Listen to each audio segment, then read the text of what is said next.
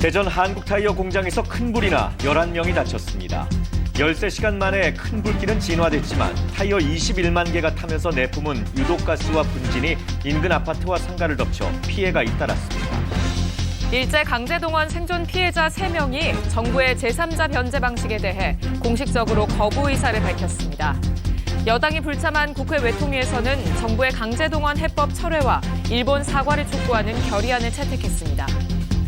병역 비리를 수사해온 검찰이 병역 기피자와 가족, 공무원 등을 무더기로 재판에 넘겼습니다.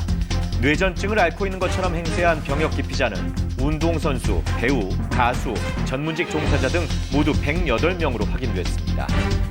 미국 실리콘밸리 은행 파산과 관련해 미 연방정부가 고객 예금 전액을 보장해주기로 했습니다. 실리콘밸리 은행에 이어 폐쇄 조치가 내려진 뉴욕 시그니처 은행의 예금도 전액 보장 조치가 마련될 예정입니다.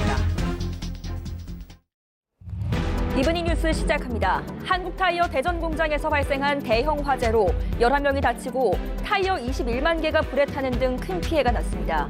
강한 바람을 타고 짙은 유독성 연기가 확산하면서 부근 주민들이 종일 불안에 떨었습니다. 미국 연방정부가 실리콘밸리 은행 파산의 파장을 최소화하기 위해 예금 전액을 보증하겠다며 진화에 나섰습니다.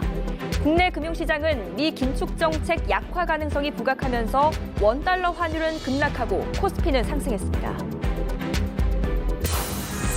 윤석열 대통령이 잠시 후 여당 새 지도부를 초청해 만찬을 함께합니다. 당선 축하 인사와 함께 3대 개혁 등 핵심 국정과제 추진을 위한 원활한 당정 관계를 당부할 것으로 보입니다.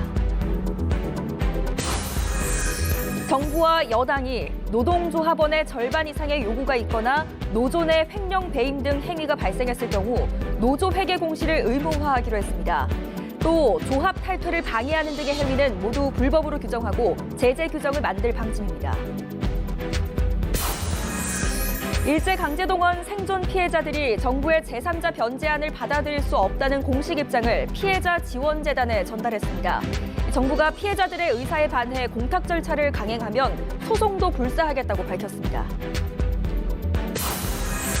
국민의힘 김재원 최고위원이 전광훈 목사가 주관하는 예배에 참석해 윤석열 대통령의 공약이었던 5.18 정신을 헌법 전문에 수록하는 건 불가능하다며 반대한다고 말해 논란이 일고 있습니다. 북한이 어제 함경남도 신포 해상 잠수함에서 전략순항미사일 2발을 발사했습니다. 오늘부터 시작된 한미 연합연습에 대한 반발 차원인데 순항미사일을 잠수함에서 쏜 건 이번이 처음입니다.